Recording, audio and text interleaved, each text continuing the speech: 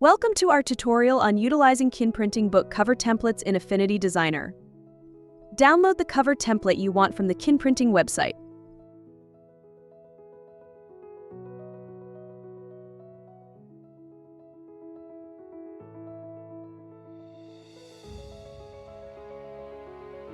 Open the template. The last page is the blank template we need. Open Affinity Designer, select File, then Open, and open the template you just downloaded. In the PDF Options panel, input 4 of 4 in Load Pages and select OK. Click on Document Setup at the top, choose document units as inches or millimeters. In the Dimensions panel below, select DPI as 300.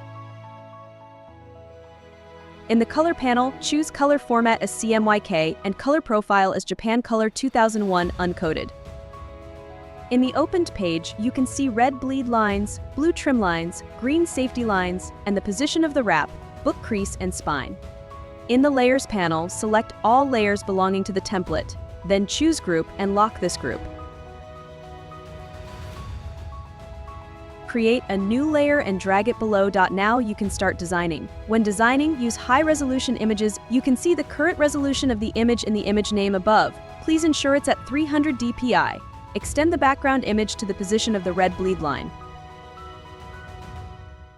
It is recommended to put all important content within the green safety line.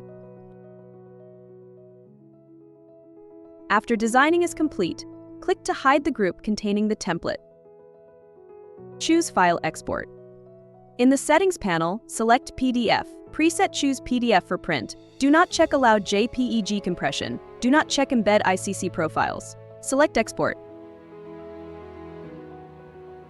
Open the saved PDF. Select Properties under the File option, then select Font. Ensure all fonts have the embedded subset symbol. Congratulations! Now, you're ready to create stunning book covers with ease. Happy designing!